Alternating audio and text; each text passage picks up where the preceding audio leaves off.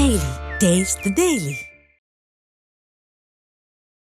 John ஜபராஜ்ன்றது பார்த்தீங்கன்னா இன்னைக்கு ஒரு பூதாகாரம்பா தெரியப்படுற விஷயமா இருந்தாலும் அவருடைய வாழ்க்கை ஆரம்பத்திலேருந்தே பார்த்தீங்கன்னா பிரச்சனை தான். ஜான் ஜபராஜுக்கு எந்த ஒரு பின்பலம் இல்லை. நல்லா கவனிச்சிங்க. அவர் ஒரு பெரிய திருச்சபையை சார்ந்தவராகவும் இந்த மாதிரி ஒரு சர்ச் பேக்ரவுண்ட்ல இருந்திருந்தார், இல்லை பெரிய ஒரு மிஷினரி பேக்ரவுண்ட் எதுவுமே இல்லை. இவர் தனியாக ஒரு இவரோட செல்வ பெருக்கு, இவரோட வசதி வாய்ப்புகள் இதையெல்லாம் கையாளணுன்றதுக்காக திட்டமிட்ட ஒரு பெரிய ஒரு சரியாக தான் நீங்கள் பார்க்கணும். அந்த சிறுமி யார், என்ன வயது, ஜான் ஜபராஜ் அவர்களுக்கும் திருமணமாகி அவர் வீட்டில் மனைவி இவரு எல்லாம் சேர்ந்துருக்கு ஒரு ஜாயின்ட் ஃபேமிலியாக இருக்கிற வீட்டில் வளர்க்கப்பட்ட மனைவியோடைய கசின் சிஸ்டர் தான், டாக்டர் தான் அவங்க. ரெண்டாவது இது 8 மாதத்துக்கு முன்னாடி நடந்த விஷயத்தை இன்னைக்கு எடுத்து முடிச்சு போடுவதற்கு காரணம் இது போல எந்த தொலைக்காட்சியிலும் இருக்காது. ஒரு ரகசியத்தை சொல்லட்டுமா?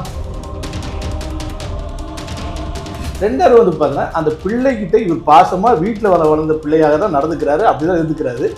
நடந்த ஒரு காரியத்தை இவர்களும் இவர் வீட்டார்களும் சேர்ந்து இவர் மேலே கருத்தை திணிப்பதற்காக என்ன பண்ணுறாங்க, அந்த பொண்ணை மூளை செலவு பண்ணி இந்த மாதிரிலாம் கம்ப்ளைண்ட் ரிஜிஸ்டர். ஏன்னா பாரு ஒரு நல்ல மெச்சூர்டானாலோ இல்லை பாரு ஒரு மேச்சராக இருந்தாலோ அவர்கிட்ட விசாரிக்கும் போது எப்படி தான் உண்மை தெரிஞ்சிடும். ஆனால் பிறகு போக்கோ சட்டம் சில விஷயத்தில் பார்த்தீங்கன்னா விசாரணை உடனே கைது பண்ணி போடலாம். அதனால தான் இதை கையாளுகிறார்கள். அவர் பல வருஷமாக ஒரு 10-15 வருஷம் மேலே பிரபலமாக இருக்கிறார். எத்தனையோ பேர் பின்னாடி பாடகர்கள் மட்டும் சினிமா நடிகர்கள் மாதிரி இருப்பாங்க. எல்லாம் 10 பேர் 5 பேர் 20 பேர். அதில் ஒரு கம்ப்ளைண்ட் மேலே அவர் மேலே ஃபைல் ஆயிருக்கா? தப்பு செய்யறதா இருந்தால் இவர் இந்த மாதிரி சின்ன விஷயத்துல தப்பு செய்யணுமா? வெளிநாட்டுக்கு போறாரு, பறக்கிறதா இருக்கிறார், எவ்வளோ ஸ்டார் ஹோட்டலில் தங்குறாரு, எவ்வளோ பெரிய பிரபலங்கள்லாம் அவருக்கு பழகுறாங்க. எப்படி வேணும் தப்பு செஞ்சுட்டு போகலாமே. ஒரு ஜோடிக்கப்பட்ட ஒரு தனி மனிதனுடைய வளர்ச்சியை பார்த்தீங்கன்னா தகர்க்கக்கூடிய ஒரு விஷயம். இவங்க சர்ச்சில் பிற 3000 பேர், அந்த 3000 பேர் ஒருத்தவங்களும் அவர் மேலே கம்ப்ளைண்ட் பண்ண மாட்டாங்களா? வீட்டில் இருக்க ஒரு சிறுமி தான். ஏன்னா அந்த சிறுமி தான் பிற மூளை செலவு பண்ணி எல்லாம் முடியாது. விஷயங்கள் என்னென்னா ரொம்ப ஷார்ட் தான். குடும்பத்தில் சமீப காலமாக பிற ஒரு நட்புறவு இல்லை, கணவன் மனைவியோட கருத்து வேறுபாடு, இது எல்லா குடும்பத்திலும் இருக்கக்கூடியதுதான். அந்த கருத்து வேறுபாடு எப்படி குடும்ப பிரச்சனையாக மாறுகிறது. அப்போ ஒரு டைமுக்கு மேலே பிற இவரை ஒடுக்க ஆரம்பிக்கிறாங்க. அப்போ ஒடுக்க ஆரம்பிக்கும் போது என்னன்னா இவருடைய பாஸ்போர்ட்டை பிடிங்கி வைக்கிறது, இவருடைய காரை பிடிங்கி வைக்கிறது. கடந்த ஒரு 3-4 மாதமாகவே பார்த்தீங்கன்னா எந்த ஒரு கச்சேரியும் அவர் பார்த்துக்க மாட்டீங்க. அப்படித்தானே? எந்த ஒரு நியூஸும் இருக்க மாட்டேங்க. ஏன்னா அவர் ஒதுங்கிறார்.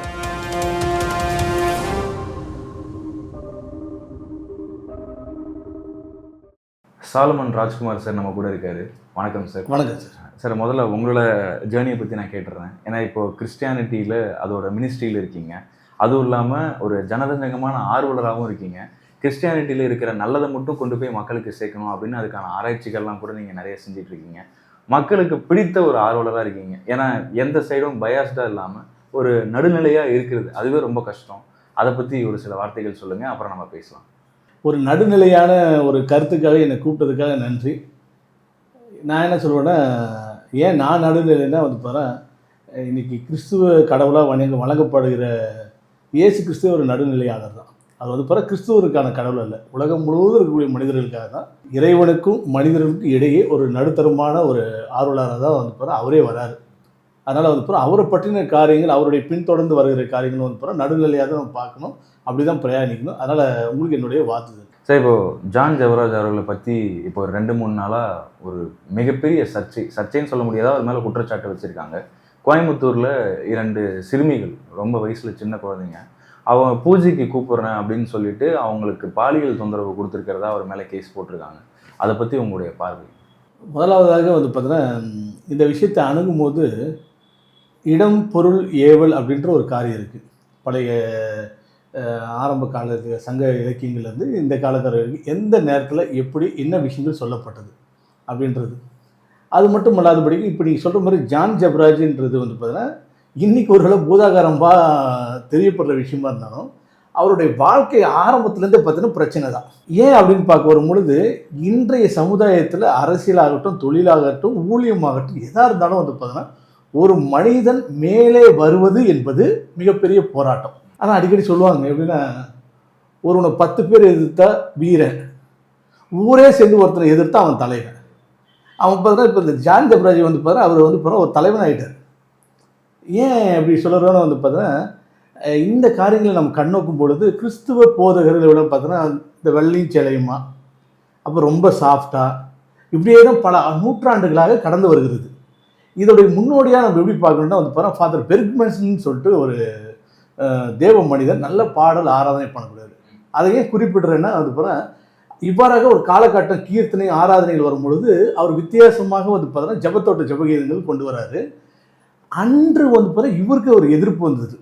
ஒரு ரோமன் கத்தோலிக்கிலேருந்து ஒரு பாதிரியார் வந்து பார்த்தீங்கன்னா எப்படி வந்து பார்த்தீங்கன்னா ஒரு பெண்டகாஸ்டல், அப்போ இந்த மெயின்லைன் சர்ச்சஸ்ன்னு சொல்லுவாங்கல்ல, இந்த காரியங்களை வந்து பார்த்தீங்கன்னா எப்படி இந்த மாதிரிலாம் ஏற்றுக்க முடியும், சர்ச்சிலெல்லாம் பாடக்கூடாது அப்படி இப்படின்ட்டு. ஆனால் ஒரு காலகட்டத்துக்கு அப்புறம் இன்றைக்கி உலகமே ஏற்றுக்கொள்கிறது. அது போல தான் வந்து பார்த்தீங்கன்னா இன்றைக்கி நான் ஜான் ஜெபராஜ் நான் குறிப்பிடக்கூடிய ஒரு விஷயம் என்னென்னா, ஜான் ஜெபராஜுக்கு எந்த ஒரு பின்பலம் இல்லை. நல்லா கவனிச்சிங்க. அவர் ஒரு பெரிய ஒரு போதகரோ இல்லை வந்து பார்த்தா ஒரு குடும்பம் ஒரு கிறிஸ்துவ பின்னணித்து கொண்ட குடும்பமாகவோ இல்லை வந்து பார்த்தா அவர் ஒரு பெரிய திருச்சபையை சார்ந்தவராகவோ, உதாரணத்துக்கு வந்து பார்த்தா ஒரு சிஎஸ்ஐ லுத்தரன் சர்ச்சு இந்த மாதிரி ஒரு சர்ச்சு பேக்ரவுண்டில் இருந்திருந்தார். இல்லை சிஎஸ்ஐயில் வந்து பார்த்தா இல்லாமல் திருநெல்வேலி தூத்துக்குடியில் ஒரு பெரிய நாடார் சமூகத்தில் இருக்கக்கூடிய ஒரு மகனாகவும் இருந்திருந்தார். இல்லை பெரிய ஒரு மிஷினரி பேக்ரவுண்ட் எதுவுமே இல்லை. அப்போ இதெல்லாம் இருந்துச்சுன்னா ஏதோ ஒரு சப்போர்ட் இருக்கும். அந்த மாதிரி அவருக்கு எந்த ஒரு பின்புலம் இல்லாதனால ஒரு தனி மனிதனாக இருக்கார். ஏன்னா ஒரு முகமதிய கலாச்சாரத்துலேருந்து அவர் வந்து பார்த்தா இறைவனை ஏற்றுக்கொண்டு வைராக்கியம் வருகிறார். அப்போ என்ன நடக்குதுன்னு ஒரு பார்த்தோன்னா, இந்த சமுதாயம் பார்த்து கொண்டே இருக்கிறது. ஒரு மனிதன் மேலே வரும் பொழுது, இப்போ உதாரணத்துக்கு பார்த்தா விஜய்ன்றோம், ஆனால் உலகம் என்ன சொல்லுது, ஜோசப் விஜய், உடனே ஒரு சாயம் பூச்சிடுது. அது போல் ஜான் ஜெபராஜ்ன்றது அவர் காலகட்டம் ஆரம்ப காலகட்டத்திலே வந்து போகிற அவர் ஏன் முடிவெட்டிருக்கிறாரு, அவர் ஏன் இப்படி ஸ்டைல் போகிறாரு, அவர் போடுற பேண்ட்டை பார்த்தீங்களா, அவர் மேடையில் பேசுகிற பேச்சா பார்த்தா, ஒருவேளை நான் இதுக்கெல்லாம் ஆதரவாக பேசுகிறேன்றலாம் கிடையாது. காலங்கள் மாற மாற அந்த கண்ணோட்டங்களும் மாற்றிக்கொள்ள வேண்டும். உதாரணம் புரியுதுங்களா? இன்றைக்கி வந்து பார்த்தீங்கன்னா கிழிஞ்ச ஆடைகளோடு பெண்கள் போகிறதை ஏற்றுக்கிறாங்க, கிழிஞ்ச ட்ரெஸ்ஸோடு போகிறதை எடுத்துக்கிறாங்க. அதே போல் வந்து பார்த்தீங்கன்னா இவர் தன்னுடைய காலகட்டத்தில் அவருடைய தனிப்பட்ட பெர்ஸ்பெக்டிவ், இதை நாம் என்ன பண்ணோம், ஒரு சமுதாயமாக எதிர்ப்பதோ எதிர்கொள்வதோ ஒரு தவறான காரியம். இப்போ நீ கேட்ட கேள்விக்கு வர, அவர் சிறுமியிடம் தவறாக நடந்து கொண்டிருந்த கலங்கரைட்டு ஃபஸ்ட்டு விஷயம் வந்து பார்த்தா இது உண்மைதானா? இப்போ ரீசெண்டாக வந்து பாரு, நான் வந்து பாரு சினிமா மற்ற காரியங்கள்லாம் பார்க்குறதில்ல, ஆனால் வந்து பாரு ஒரு காட்சி நான் ஆன்லைனில் பார்க்க முடிஞ்சுது. அப்போ வந்து பாரு ரீசெண்டாக பாலா வந்து பாரு ஒரு படம் எடுத்திருப்பார். அதில் வந்து பாரு வணங்கன்ற ஒரு படம் எடுத்திருப்பார். அதில் வந்து பாரு ஒரு வயசானவர், அவருக்கு வந்து பாரு எந்த ஒரு சப்போர்ட்டும் இருக்காது. அவங்க வீட்டில் அவங்க மருமக, அவங்க வீட்டை சார்ந்த நபர்களே வந்து பாரு தாத்தா பேத்திக்கிட்ட தப்பாக நடந்துக்கிட்டாருன்னு சொல்கிற மாதிரி ஒரு பெரிய விஷயம்லாம் பண்ணி, உடனே இதுக்கு என்ன தீர்வு பண்ணும்போது அவர்கிட்ட இவ்வளோ சொத்து இருக்குது, இந்த வீட்டெல்லாம் எழுதி கொடுங்க அப்படின்னு சொல்லிட்டு. அப்போ விஷயம் என்னென்னா வந்து பாரு, அவரை ஏன் பாதிப்புக்குள்ளே வராருன்னா, அவர் பின்புலம் வந்து ஒரு பெரிய சொத்து அவர்கிட்ட இருந்த காரியம். இந்த மக்கள் வந்து பார்த்தோன்னா அதை ஆட்டை போடுறதுக்காக வந்து பார்த்தோன்னா ஒரு மனுஷனை வந்து பார்த்தா கார்னர் பண்ணுறாங்க. அதை ஏன் கார்னர் பண்ணுறாங்கன்னா, அவர் சப்போர்ட் யாருமே கிடையாது. அதுபோல் ஆரம்ப காலத்துலேருந்து ஒரு சாதாரண ஒரு ஏழ்மையான குடும்பத்துலேருந்து அவர் வளர்ந்து வந்ததுனால பெரிய பின்புலமாக பெரிய ஒரு 4-5 பாஸ்டோட ஒரு கூட்டமைப்பு, பெரிய பெரிய லிங்க், பெரிய பெரிய இடத்துல போனாலும் எந்த ஒரு லிங்க் வச்சுக்காதனால இவர் தனியாக ஒரு இவரோட செல்வ பெருக்கு, இவரோட வசதி வாய்ப்புகள் இதையெல்லாம் கையாளணுன்றதுக்காக திட்டமிட்ட ஒரு பெரிய ஒரு சதியாக தான் நீங்கள் பார்க்கணும். சரி, நீங்கள் சொன்ன மாதிரி அப்புறம் ஐயா சிறுமி இடத்துல அந்த சிறுமி யார், என்ன வயது, ஒரு உதாரணமாக இது ரொம்ப டீப்பாக பார்க்கும் ஒரு லைனாக சொல்லணும்னா, ஜான் ஜெபராஜ் அவர்களுக்கும் திருமணமாகி வீட்டில் அவர் வீட்டில் மனைவி இவர் எல்லாம் சேர்ந்துருக்கு ஒரு ஜாயின்ட் ஃபேமிலியாக இருக்கிற வீட்டில் வளர்க்கப்பட்ட மனைவியோடைய கசின் சிஸ்டர் தான், டாக்டர் தான் அவங்க. ஸோ இந்த சூழ்நிலையில் வரும் பொழுது வந்து பார்த்தீங்கன்னா இந்த மாதிரி இப்போ ஃபங்க்ஷன்ஸ் இந்த மாதிரி காரியங்கள்லாம் நடக்கக்கூடிய ஒரு சாதாரண நிகழ்வு தான். இது எப்போ நடந்தது? இப்போ ஆக்சிடென்ட் வந்து பார்த்தா திங்கக்கிழமை நடக்குது, நீங்கள் வந்து பார்த்தீங்கன்னா புதன்கிழமை எஃப்ஐஆர் போடுவீங்க, இல்லை உடனே ஸ்டேஷனுக்கு போவீங்க. 8 மாதத்துக்கு முன்னாடி ஆக்சிடென்ட் நடந்தது, இப்போ நீங்கள் எஃப்ஐஆர் போடுவீங்களா? அப்போது ஏன் 1 வருஷத்துக்கு முன்னாடி நடந்த விஷயம் ஏன் இன்னைக்கு எழுப்பப்படுகிறது? இது இந்த சுருக்கமான கேள்வி. இன்னைக்கு இல்லைன்னா டிவி எல்லாமே இதை பார்த்தா இந்த ஆன்லைனுக்கு அடிமையாகி சொல்கிறதெல்லாம் உண்மை. ரெண்டாவது அப்புறம் ஆன்லைனில் யார் யார் பேசுகிறதுன்னு தெரியாது. ஒருவேளை சினிமா விமர்சகர்கள் இருப்பாங்க, அதுக்கப்புறம் வந்து பார்த்தீங்கன்னா நாட்டு நடப்பு தெரிஞ்சு இருப்பாங்க, இல்லைன்னா வந்து பார்த்தீங்கன்னா விஞ்ஞானம் தெரிஞ்சிருப்பாங்க. இவங்களாம் இதை பேச முடியும். ஏன்னா கிறிஸ்துவத்தில் அவரோடு பழகிய அவரை தெரிந்த ஒரு நபராக இருந்தால் மட்டுமே போதுமானது. இப்போ நான் அவருக்கு ஆதரவாளரும் கிடையாது, எதிர்ப்பாளரும் கிடையாது. ஆனால் நடுநிலையாக வந்து பார்த்தா அவரை எனக்கு தெரியும், நடுநிலையாக வந்து பார்த்தா இந்த பாதிப்பும் தெரியும். அப்போது இந்த விஷயங்கள் என்னென்னா வந்து இது வீட்டில் இருக்கக்கூடிய இப்போ வந்து எனக்கு வந்து பார்த்தா வயதுக்கு வந்து ஒரு மகள் இருக்கா, அப்பான்னு பாசமாக இருப்பா, நான் அவர்கிட்ட வந்து என்னம்மா பேசுவேன், செல்லமாக பேசுவேன். ஆனால் வந்து நம்ம எந்த கண்ணோட்டத்தோடு பார்க்குறோம். ரெண்டாவது வந்து இது 8 மாதத்துக்கு முன்னாடி நடந்த விஷயத்தை இன்றைக்கி எடுத்துகிட்டு வந்து முடிச்சு போடுவதற்கு காரணம் என்ன? இது போல் எந்த தொலைக்காட்சியிலும் இருக்காது. ஒரு ரகசியத்தை சொல்லட்டுமா? அவர் வந்து பார்த்தீங்கன்னா வீடியோலேயே சொல்லியிருக்கிறாரு இந்த மாதிரி முத்துமிட்டு இருக்குன்னு. அப்போ ஏன் இது பாதிப்பான்ற விஷயமா இருந்தால் அவர் ஏன் சொல்லணும்? அப்போ அவர்கிட்ட அந்த ஒளிவு மறைவு இல்லை. ஏங்க என் பொண்ணு என் வீட்டில் இருக்குது அப்படின்னு இருக்கும்போது இந்த விஷயத்தை அவர் மறைச்சிருக்கலாமே. அப்போ வீடியோவில் சொல்ல வராருன்னா அப்போ அவர் வந்து தவறாகவே நினைக்கவில்லை, தவறாகவே இருக்கல, அதனால வராரு. ரெண்டாவது வந்து பார்த்தீங்கன்னா அந்த பிள்ளைகிட்ட இவர் பாசமாக வீட்டில் வளர்ந்த பிள்ளையாக தான் நடந்துக்கிறாரு, அப்படிதான் இருந்துக்கிறாரு. நடந்த ஒரு காரியத்தை இவர்களும் இவர் வீட்டார்களும் சேர்ந்து இவர் மேலே கருத்தை திணிப்பதற்காக என்ன பண்ணுறாங்க, அந்த பொண்ணை மூளை செலவு பண்ணி இந்த மாதிரிலாம் கம்ப்ளைண்ட் ரிஜிஸ்டர். ஏன்னா வந்து பாரு ஒரு நல்ல மெச்சூர்டானாலோ இல்லை வந்து பாரு ஒரு மேச்சராக இருந்தாலும் அவர்கிட்ட விசாரிக்கும் போது எப்படி தான் உண்மை தெரிஞ்சிடும். ஆனால் அது பிறகு போக்கோ சட்டம் சில விஷயத்துல பார்த்தீங்கன்னா விசாரணை உடனே கைது பண்ணி போடலாம். ஒரு பெரிய தலைமை ஆசிரியராக இருப்பாங்க, இல்லை விசாரணையே இல்லாமல் கைது பண்ணலாம். ஆமாம், அதனால தான் இதை கையாளுகிறார்கள். சரி ரைட்டு, இன்னும் சுருக்கமாக சொல்கிறேன் சார், டக்கு டக்கு டக்குன்னு நான் பாயிண்டாக பிரிக்கிறேன். அவர் பல வருஷமாக ஒரு 10-15 வருஷம் மேலே பிரபலமாக இருக்கிறார். அவர் போடாத பாட்டில் அவர் சினிமா நடிகர்கள்லேருந்து பெரிய பெரிய பாடகர் வரைக்கும் அவர் கூட பாடியிருக்காங்க. அவர் இது வரைக்கும் எத்தனையோ பாடல் கேசட் விட்டுருக்காங்க. எத்தனையோ பேர் பின்னாடி பாடகர்கள் மட்டும் சினிமா நடிகர்கள் மாதிரி இருப்பாங்க. எல்லாம் 10 பேர் 5 பேர் 20 பேர். அதில் ஒரு கம்ப்ளைண்ட் மேலே அவர் மேலே ஃபைல் ஆயிருக்கா? இன்னைக்கு நீங்கள் ஒரு அக்யூஸ்ட்னு நீங்கள் ஸ்டேஷனுக்கு போய் கம்ப்ளைண்ட் பண்ண முதல்ல என்ன பண்ணுவேன்னா, எவன் திருடுன்னு வருமா அவன் திருடுறான்றதுக்கு முன்னாடி அவன் ரெக்கார்ட்லாம் பார்ப்பாங்க. இதுக்கு முன்னாடி அவன் தவறாக நடந்திருக்கானா, எங்கே பிக் பாயிண்ட் அடிச்சிருக்கானா, இல்லை ஏமாத்திருக்கானு. அது போல இவரை நீ கம்ப்ளைண்ட் பண்ணுறீங்களா? இவருடைய வாழ்க்கை இத்தனை வருஷமாக இருந்திருக்காருல்ல, இவர் பெரிய பெரிய பாடகர், எல்லாம் ஜெனரல் இருக்க ஃப்ளைட்டில் போகிறவர், யாராவது ஒருவர் இவர் மேலே கம்ப்ளைண்ட் பண்ணிருக்காங்களா? ஒன்று. தப்பு செய்கிறதா இருந்தால் இவர் இந்த மாதிரி சின்ன சின்ன மாதிரி விஷயத்துல தப்பு செய்யணுமா? வெளிநாட்டுக்கு போகிறாரு, பறக்கிறதா இருக்கிறார், எவ்வளோ ஸ்டார் ஹோட்டலில் தங்குறாரு, எவ்வளோ பெரிய பெரிய பெரிய பெரிய பிரபலங்கள்லாம் அவருக்கு பழகுறாங்க, எப்படி வேணும் தப்பு செஞ்சுட்டு போகலாமே. அப்போ இதெல்லாம் ஏன் சொல்கிறேன், இது ஒன்று ஒன்றா நீங்கள் உன்னித்து பார்த்தா என்ன நடக்கும்னா, ஒரு ஜோடிக்கப்பட்ட ஒரு தனி மனிதனுடைய வளர்ச்சியை வந்து பார்த்தீங்கன்னா தகர்க்கக்கூடிய ஒரு விஷயம். சத்தியம் சொல்லுது, சத்தியத்தை அறிவீர்கள் சத்தியம் விடுதலையாக்குன்ட்டு. அதே பைபிளை சொல்லுது, ஒருவனுக்கு அவன் வீட்டாரே சத்துருக்குன்ட்டு. யாருங்க? இவர் மேலே ஒரு முஸ்லீம் குற்றம் சொன்னானா, இவர் மேலே ஒரு இந்து குற்றம் சொன்னானா, இவர் மேலே சொந்த வீடே தான் குற்றம் சொல்லுது. ஏன் சொல்லுது? உதாரணத்துக்கு இப்படி எடுத்துங்களேன், இன்னைக்கு இந்த உலகம் வந்து பார்த்தா பாவமான உலகம்னு ஒத்துக்கிறீங்களா இல்லையா? சினிமா தேட்டரில் 1000 பேர் இருப்பான், கோயிலில் 2 பேர் தான் இருப்பான். அதே போல் வந்து பார்த்தா சாராய கடையில் வந்து பார்த்தா 1000 பேர் இருப்பான், லைப்ரரியில் 2 பேர் இருப்பான். இந்த 1000 பேர் சேர்த்து ஒருத்தர் குற்றம் சொன்னால் வந்து பார்த்தா யார் நல்லவன் யார் கேட்டவன்? அப்போ இது பாவமான உலகம். இப்போ இவ்வளோ அநீதி பேருக்கும் அது பிறகு ஒருத்தர் எதிர்க்கிறாங்கன்னா அவன் யார்? இவர் உண்மையிலே தப்பாக இருந்தாலும் ஏன் இவ்வளோ பேர் எதிர்க்க போகிறாங்க? அப்போ நல்லவனுக்கு தான் போராட்டம், நல்லவனுக்கு தான் பிரச்சனை மாதிரி. நீதிமான் ஒருபோதும் கைவிடப்படுகிறது. அதில் இன்னொரு விஷயம் இருக்குது, ஆவிக்குரியவன் அனைத்தையும் ஆராய்வான், ஆனால் அவனை ஒருத்தராலையும் அறிஞ்சு ஆராய முடியாது. அப்போ இந்த விஷயத்தில் வந்து இதுதான் ஏன் 8 மாதத்துக்கு முன்னாடி நடந்த இந்த விஷயம் நடக்குமா?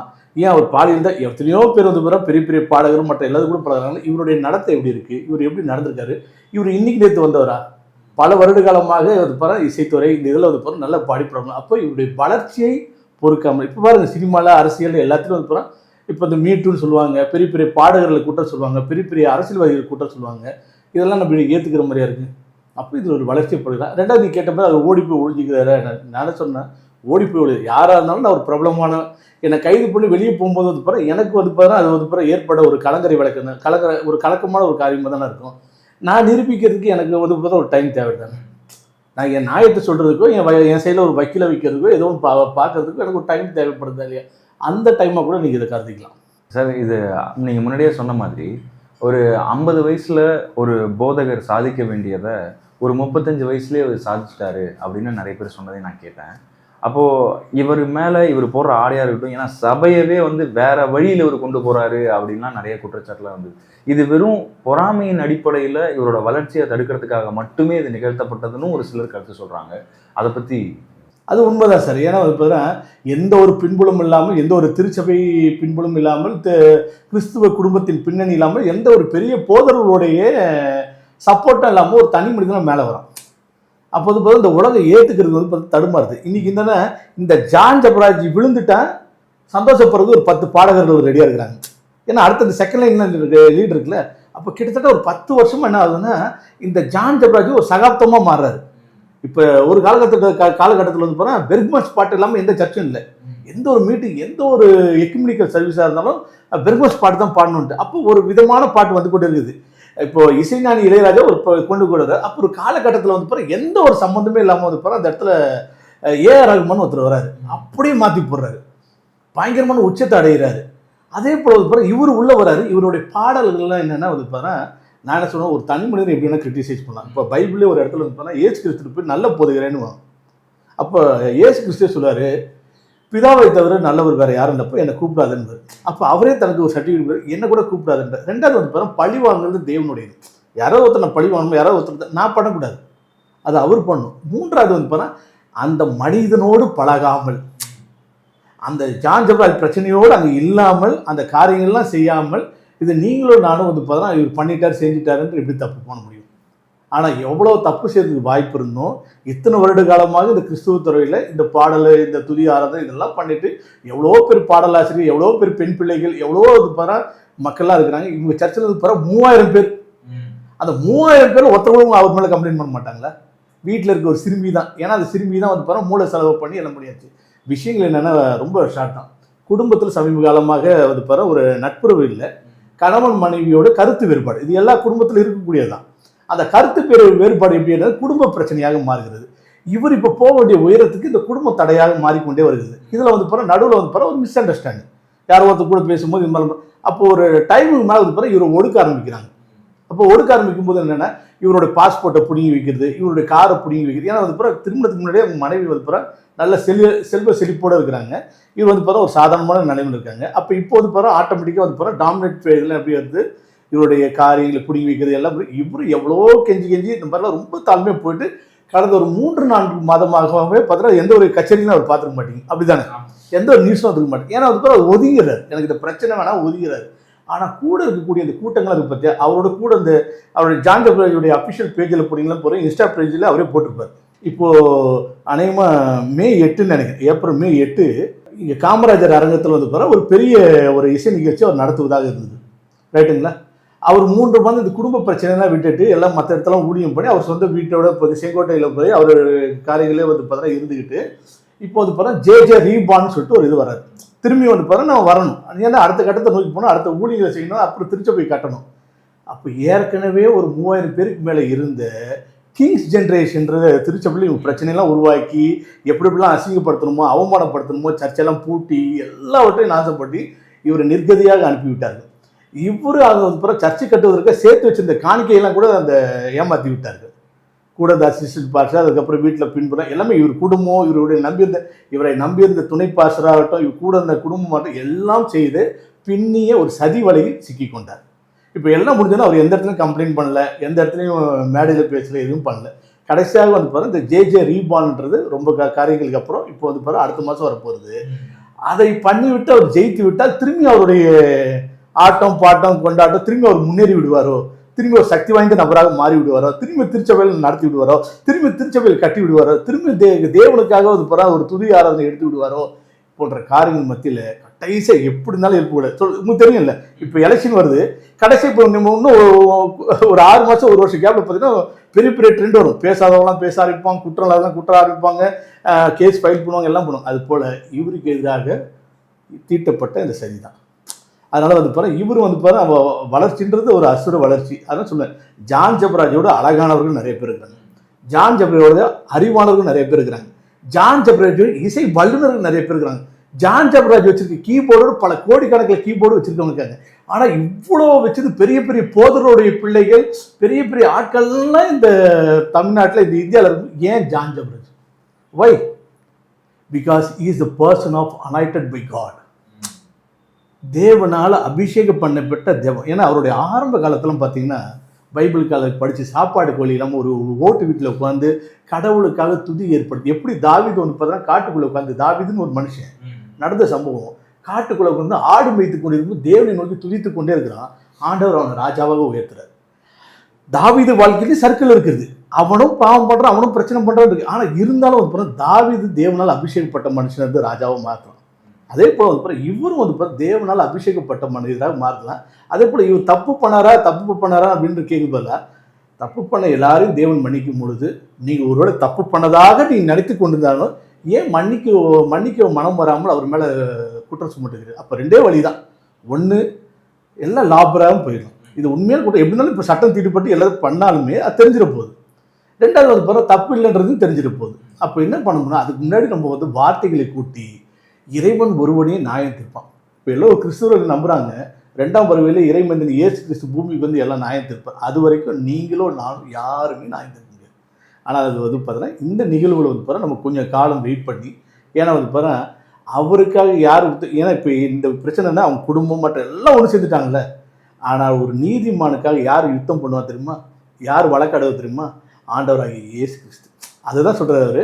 அவர் நம்பிட்டு இருக்க ஒருத்தர் வந்து பிறகு அவருக்காக வழக்காடி நான் இருப்பேன். அதனால் நம்ம பொறுத்திருந்து தான் அந்த காரியங்கள்லாம் பார்க்கணும். அதுக்கு முன்னாடி வந்து பிறகு 2 விதமான யூடியூப் ஆன்லைனில் எல்லாமே வந்து பார்த்தீங்கன்னா திட்டுறது, எது நடந்தாலும் திட்டுறது, எது நடந்தாலும் பண்ணுறது, இப்படி ஒரு மனிதனுடைய வாழ்க்கையை மாற்றிடுறாங்க திட்டி. ஆனால் கடைசியை பார்த்தா ஒன்றும் இல்லாமல் போகும்போது அதுக்கப்புறம் கண்ணீர் விடுறது. அதனால் பிறகு we have to wait and see. But lot of chances எல்லாமே அவருடைய பக்கம். அவர் வந்து பிறகு தப்பு செய்யறதா எப்படி வேணால் தப்பு செய்யலாம், எப்பத்துலேருந்து தப்பு செஞ்சிடலாம். எவ்வளோ பேர் இருக்கிறாங்க. இப்போ இவரை நம்ம வாயை அடைச்சிடலாம். அவர் சர்ச்சில் இருக்க 3000 பேர் இருக்காங்கல்ல, அந்த 3000 பேர் ஒருத்தர் ஒரு பேர் தப்பு சொல்லட்டுமே. அவர் கிட்டத்தட்ட ஒரு 10,000க்கு மேலே கச்சேரி நடிச்சிருக்காரு, 10,000க்கு மேலே ஆலயங்களுக்கு போயிருக்காரு. எந்தெந்த ஊருக்கு போயிரு, எந்தெந்த ஒருத்தரை கூப்பிடுங்க, ஏன் பண்ண முடியாது? இதெல்லாம் ஒரு சின்ன பிணைக்கப்பட்ட அவர் மேலே திரிக்கப்பட்ட ஒரு பொய்யான காரியங்களாக நீங்களே உங்களுக்கே தெரியும், பார்க்குறவங்களுக்கு தெரியும்.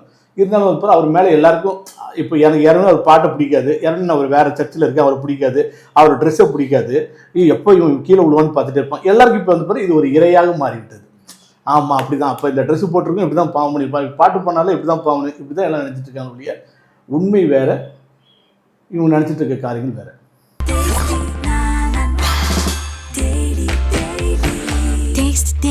Taste the Daily.